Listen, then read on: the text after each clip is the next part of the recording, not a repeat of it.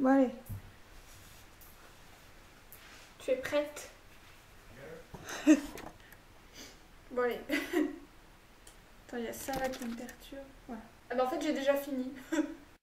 Bonjour tout le monde, j'espère que vous allez bien en cette fin de mois d'août. Je vous retrouve aujourd'hui dans une nouvelle vidéo et suite à un sondage que j'ai fait sur Instagram. Vous avez été beaucoup à vouloir une présentation de mon bullet journal et plus précisément celui du mois d'août. Ça faisait longtemps que je voulais me lancer dans la rédaction d'un bullet journal car si vous ne le savez pas encore, je suis une fan de l'organisation. Du coup j'ai commencé le 12 août et pour l'instant il n'y a pas grand chose à l'intérieur mais je sens qu'il va beaucoup me servir pour le mois de septembre puisque je rentre à la fac, je vais avoir mon appartement donc je vais devoir vraiment m'organiser. Je vais déjà vous expliquer ce qu'est un bullet journal au cas où vous découvriez. Donc c'est tout simplement un carnet qui va vous servir à la fois d'agenda, de planeur, de wishlist, de to-do list, de liste de courses, de journal intime, de pense-bête, enfin tout pour pouvoir organiser au mieux votre vie. Il faut savoir qu'un bullet journal c'est entièrement personnel donc il n'y a pas de bullet journal type. C'est à vous de choisir le carnet, le format, les pages, le design du carnet, le prix en fonction de vos moyens et vous choisissez d'écrire ce que vous voulez à l'intérieur. Vous pouvez choisir de dessiner ou pas, de le colorier ou non, d'y écrire beaucoup de choses ou vraiment peu. Donc c'est vraiment propre à chacun et il doit uniquement répondre à vos besoins. Maintenant que je vous ai présenté ce qu'était un bullet journal en général, je vais vous présenter le mien, donc c'est parti. Donc voici mon petit bullet journal, c'est un carnet que j'ai reçu d'une amie, donc Silly, tu passes par là, merci encore, il est super. Je sais pas du tout d'où il vient mais en tout cas j'aime beaucoup le format parce qu'il est assez grand. Et en plus de ça il est pas trop épais et comme moi je suis gauchère j'aime bien que les carnets soient assez fins, sinon j'arrive pas à écrire. Au niveau des motifs, j'ai adoré les petits citrons aussi, ça me faisait penser à l'été et vu que je l'ai commencé en août c'était parfait. Et j'ai beaucoup aimé aussi la petite phrase qu'on a juste ici, c'est écrit Be awesome today et elle m'inspire beaucoup car elle me fait penser que chaque jour est une nouvelle opportunité pour être la meilleure version de soi-même. Donc lorsque je l'ouvre, j'ai un petit cœur ici qui a été laissé par mon amie, du coup à chaque fois que je l'ouvre ça me fait penser à elle. Et ensuite sur l'autre page on a une petite phrase que je pense que vous ne pourrez pas lire mais que j'ai trouvé super inspirante aussi. Donc c'est écrit Listen attentively to the world write your own life. Enfin je vous l'écrirai sur l'écran parce que mon accent est catastrophique. Et du coup personnellement elle me rappelle que l'on n'a tous qu'une vie et que c'est à nous d'écrire notre propre vie comme on le souhaite. Donc voilà, voici où commence mon mois d'août. Donc j'ai décidé de dessiner un tout petit peu parce que je suis pas une grande experte en dessin. Et j'ai choisi de faire des motifs de feuilles, enfin un thème un peu de feuillage car je trouve ça simple et rapide et je pense aussi que ça correspond bien au mois d'août et à l'été. Et au bas de la page, j'ai précisé la date où j'avais commencé mon bullet journal pour voir un petit peu l'évolution. Et j'ai commencé par une vue d'ensemble de mon mois d'août, donc avec toujours ce petit thème avec les feuilles. Et j'ai aussi inscrit un pavé avec tous les jours du mois et j'ai colorié les jours les plus importants pour moi. Et en dessous, j'ai détaillé le mois entre guillemets et j'ai pu y inscrire des rendez-vous, des anniversaires. Les jours assurés, c'est des jours qui n'existent pas entre guillemets dans le mois.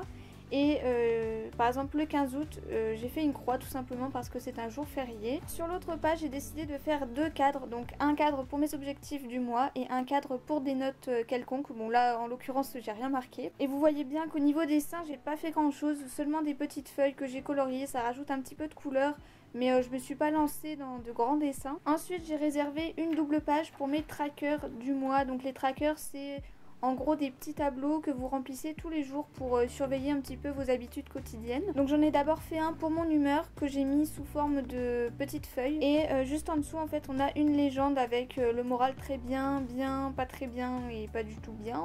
Et ensuite vous avez juste à colorier les petites feuilles, j'ai trouvé ça super sympa. Ensuite j'ai fait un autre tracker pour mon hydratation. Donc il faut savoir que ici je compte que les verres d'eau, je ne compte pas tout ce qui est café, jus de fruits, alcool, tout ça je compte pas, je compte que l'eau. Et comme ça me permet de guetter un petit peu mon hydratation tout au long du mois. Donc j'ai tout simplement fait une colonne avec le nombre de verres et tous les jours du mois.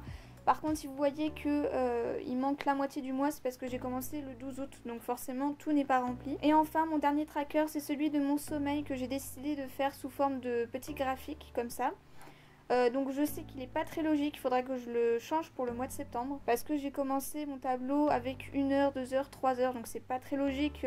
En général on dort pas une seule heure par nuit. Donc le mois prochain je pense que je ferai à partir de 5 heures et je monterai jusqu'à 10 heures. Donc voilà. Pour la décoration j'ai juste fait des petites feuilles un petit peu partout, voilà, pour colorer un petit peu tout ça. Ensuite j'ai pris une double page pour tout ce qui est dépenses du mois. Donc ici à gauche j'ai catégorisé mes dépenses entre guillemets. Par exemple habitation, alimentation, déplacement, sortie et shopping. Et j'ai fait un total des dépenses. Bon là en l'occurrence vu que je ne vis pas encore seule, j'ai pas tout ce qui est habitation, alimentation, tout ça, mais je pense qu'à partir du mois de septembre ça va beaucoup me servir. Et de l'autre côté j'ai détaillé toutes ces dépenses, donc avec un grand tableau qui prend vraiment toute la page. C'est pour ça que le grand format me plaît beaucoup. Et j'ai découpé ça donc avec la date, la description de l'achat, si j'en avais besoin ou non. Ensuite j'ai précisé le moyen de paiement, donc par liquide ou par carte.